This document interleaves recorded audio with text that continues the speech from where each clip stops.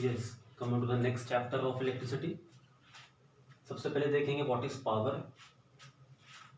Rate of doing work is called power. It's SI unit is what.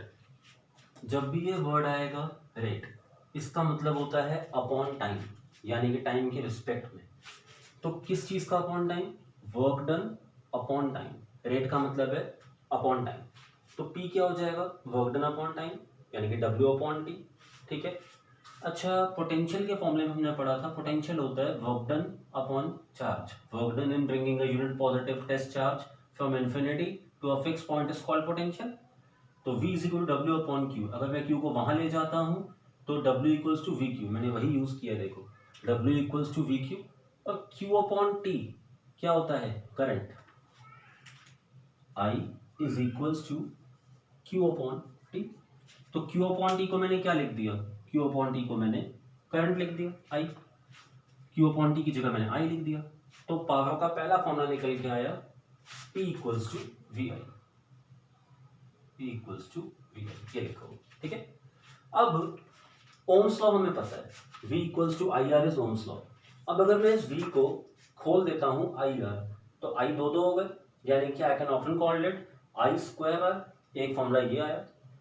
मैं V को I R नहीं खोलता by chance, V को as it is place कर देता हूं, तो I को लिख देता हूं V अपॉन आर।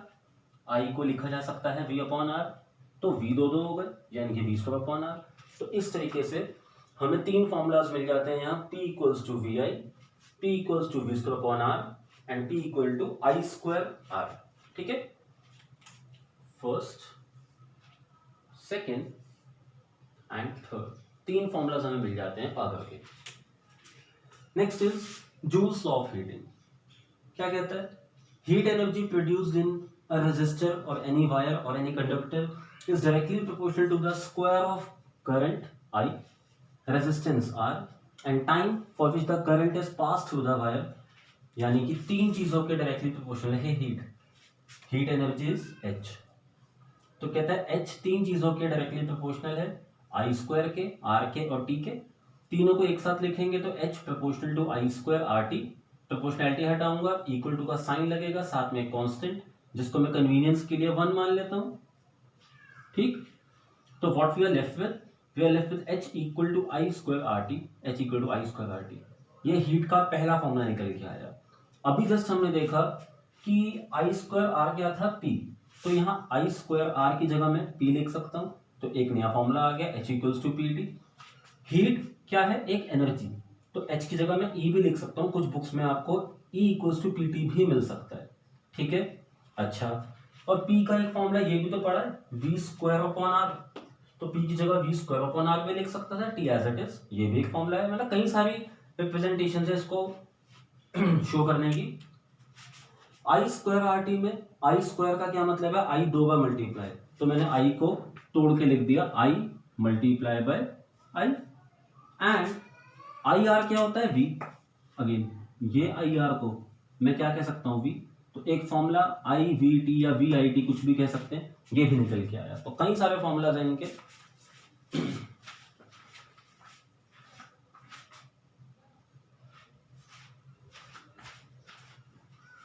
एक न्यूमेरिकल देखते हैं। A wire of 4 ohm is doubled on itself. सबसे पहले हमें पता होना चाहिए डबल्ड ऑन इटसेल्फ का मीनिंग क्या है। ये एक्चुअल कंडीशन थी वायर की, ठीक है, एल लेंथ की, और एरिया ऑफ क्रॉस सेक्शन कितना है इसका? ए, मोटाई यानी कि। डबल्ड ऑन इटसेल्फ, अपने ऊपर ही डबल कर देना। तो लेंथ हो गई हाफ, और एरिया कितना हो गया पहले से? मोटाई डबल हो गई। तो यही कंडीशन है कि इनिशियली आपको 4 ओम की वायर दी हुई थी, ये वाली एक्चुअल कंडीशन में 4 ओम की ये वायर आपको दी हुई थी, यानी कि आर की वैल्यू आपको 4 ओम की 1 है। ठीक। एंड फॉर्मूला होता है R equals to L upon A. इसको फर्स्ट मान के अभी भूल जाते हैं। आफ्टर कंडीशन इज अप्लाइड, यानी कि जब आपने इसको डबल कर दिया, ठीक है, अपने ही ऊपर, तो लेंथ आधी हो गई। कुछ ऐसी कंडीशन, लेंथ बिकम्स, यानी कि ये जो एल डैश, नई लेंथ को आपने एल डैश माना, और नए एरिया ए डैश को आपने क्या माना? अपने ऊपर ही डबल हो गई। तो एरिया जो है वो डबल हो गया, मोटाई डबल हो गई और लेंथ आधी हो गई। तो नया रेजिस्टेंस आर डैश से डिनोट किया, वो कितना हो जाएगा? रहो L dash upon A dash, वही फॉर्मूला है, बस एल और ए पे डैश डैश आ गए। एल डैश कितना है, एल अपॉन टू, आपने एल डैश की जगह पुट किया एल अपॉन टू। ए डैश कितना है, टू ए, ए डैश की जगह पुट किया टू ए, टू ए के नीचे कुछ नहीं है ना, तो वन होगा। ठीक, रो हो L upon two upon two A upon one, two A upon one को पलट के लिखेंगे तो वन अपॉन टू हो जाएगा मल्टीप्लाई में आके। ठीक, ये टू मल्टीप्लाई होके फोर हो जाएगा, तो बचेगा क्या, रहो एल अपॉन ए, रहो एल अपॉन ए। रहो एल अपॉन ए क्या था, रहो एल अपॉन ए क्या था, कैपिटल आर, इसकी जगह आपने प्लेस किया रहो एल अपॉन ए की जगह पे कैपिटल आर। कैपिटल आर की क्या वैल्यू थी, 4 ओम, 4 से 4 गॉट कैंसल्ड और 1 ओम आ गया अपने पास आंसर। ठीक है,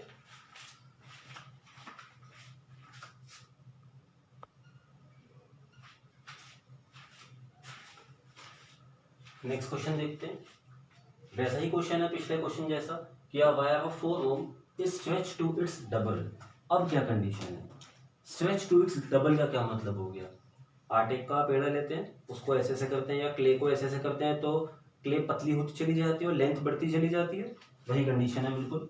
यानी कि एक वायर है, सेम पिछली कंडीशन जैसी 4 ओम की, R equals to L upon A, first मान के छोड़ दिया, नया रेजिस्टेंस क्या हो जाएगा R dash, rho L dash upon A dash, बिल्कुल पहले जैसा। ठीक,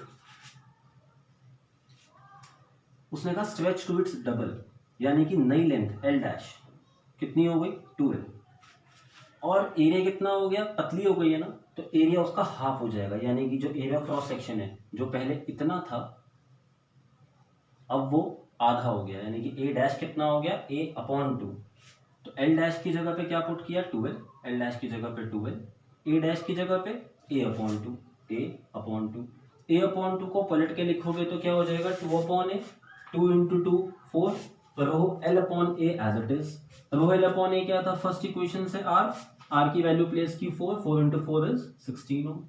ठीक,